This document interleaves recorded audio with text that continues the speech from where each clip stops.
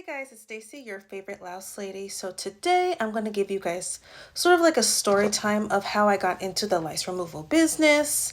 I did do like a story time earlier in 2023. By the way, Happy New Year. It's actually January 1st. Anyway, but I did give you guys a story time of how I did get into the lice removal business early in 2023, but I've gotten a lot of followers recently, so I just want to tell the story again just to give you guys some insight.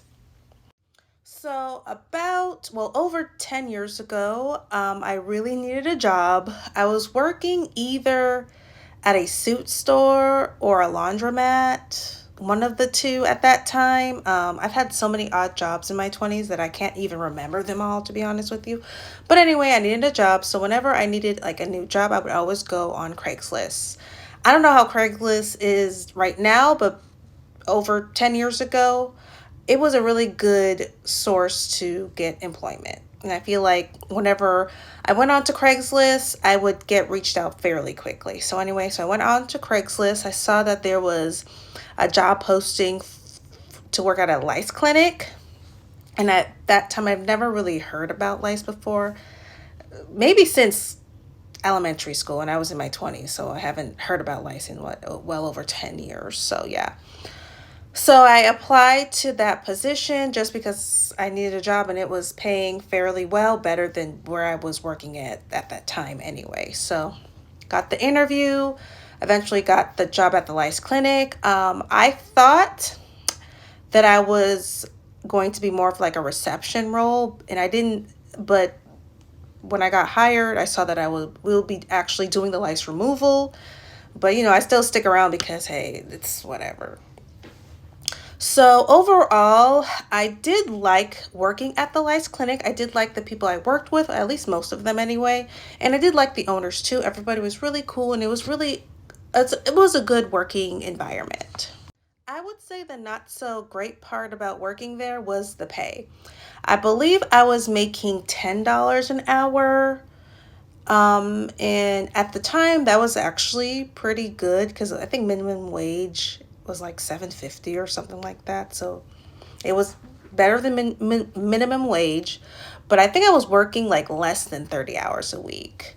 And with taxes coming out of the paycheck, I wasn't really making a whole lot of money, I realized. And I remember one day I got my paycheck from my boss, and I looked at it and I started crying because I knew I didn't have enough to pay my rent. And at that time, over 10 years ago, the rent was much cheaper than it is right now. I think I was paying like 700 or something. And it was a really good area where I was staying at. And I just remember I didn't make enough to pay my rent with my paycheck. And I just started crying. I was just worried and all that. So my boss saw that I was crying and she was like, "What's wrong? What's wrong?" And I told her my situation. And she actually did advance me, I think like 200 extra dollars or something like that, which she didn't have to do. So I did appreciate that. But she did eventually take some money out of my other future checks, just to, I guess, even out. So she didn't just give me the money for free. But I don't know. I just, at that moment, I just remember how I felt when I couldn't pay my rent or my bills. And that just stayed with me all these years. So fast forward, me and a group of my other fellow employees were talking one day after work, and they were talking about creating their own lice removal business. Now, at the time, I always wanted to have my own business, but I didn't know in what field. And to be honest, I never really thought about doing lice removal as my own business. And at the time, I think I was working at that particular lice clinic for over a year, but it never really crossed my mind to have my own lice removal business until the other employees said something. So me and another employee that worked at the lice clinic, we'll call her Laura, decided to sort of go in business together, like a lice removal business together. Long story short, did not work out with me and her. I might do a story time of why it didn't work out, but I would say it was a clash of personalities ultimately.